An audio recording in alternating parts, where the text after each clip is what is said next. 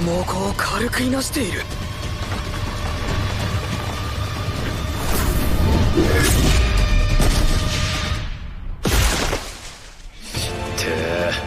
さすが家庭な。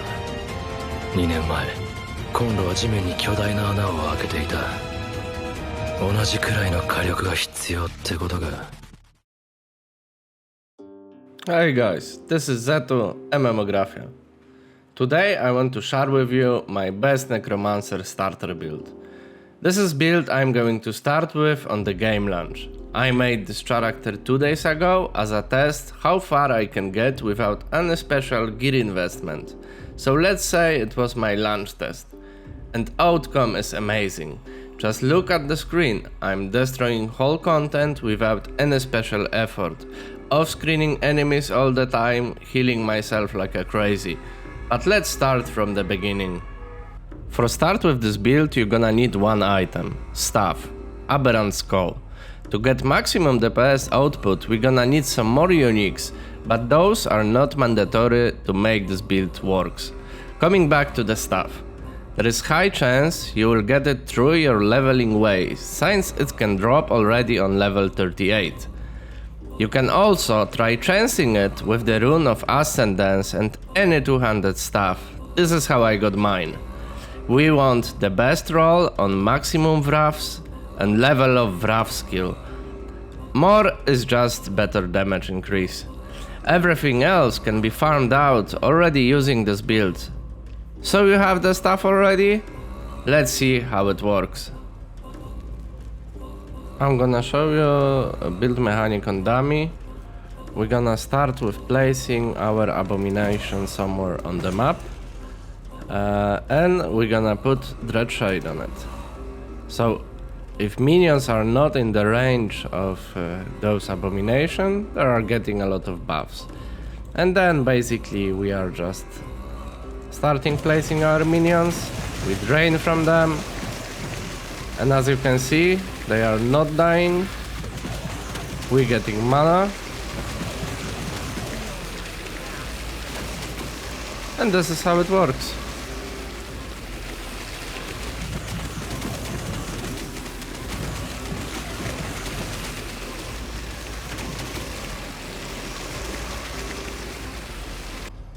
Now let's take a look how it's gonna work on a boss fight.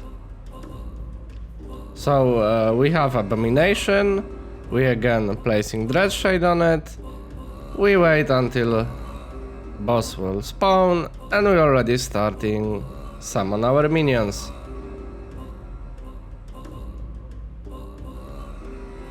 So that's it.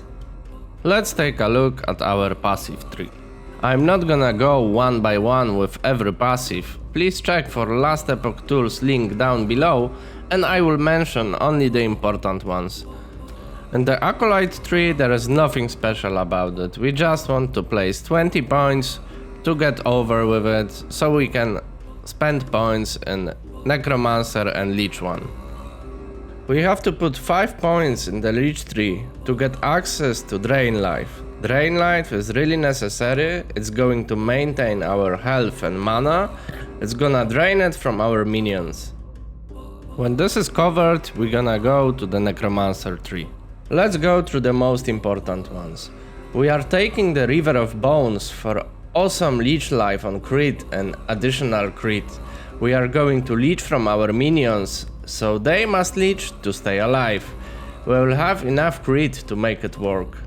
Then we are just taking additional crit and all of 3 nodes over here to increase our DPS output. Those are most important ones, so try to focus on them as first. And now we can go to the skill trees. Let's start with the Drain Life. First we go all the way to the left to get Hecatomb. It will allow us to drain life and mana from our minions per minion.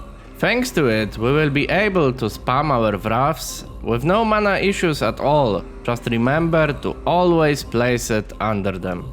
Let's check the wraths. We want to get to the flame ones. Then we go down below to get all damage perks over there. Just watch out, don't take Locus of Death until you have 100% chance for Flame Wraiths. We will get back to it. Until then, it will be easier to play around with the melee Wraiths. For Dreadshade and Abomination, just check their trees on the Last Epoch tools. Long story short, we just place our Abomination at the beginning of every map and we use Dreadshade on it. Thanks to it, all our minions that are not in the Abomination range will get extra buffs and more damage. Let's talk about some items. First of all, in the description of video you will find prepared loot filter for this build. It will make your life much easier. I'm gonna go through some items we need to get fast as possible. I already mentioned the staff as mandatory on the beginning of the video, so as next item we have to focus on is idol with affix, chance for summon Wraith to summon a flame Wraith instead. Basically we need two of them. Our goal is to cap to 100%, so we will always summon only flame Wraiths, and we are getting already 22% from our skill tree. Now we can focus on another unique in this build you're gonna need. Twisted Heart Relic from Emperor of Corpses. We want this extra ward and level of necrotic spells so we can get more and more DPS. When we have all of those items, it's time to farm Spirits of Fire to get Amulet Logis Hunger. It will cover a lot of extra damage for our minions.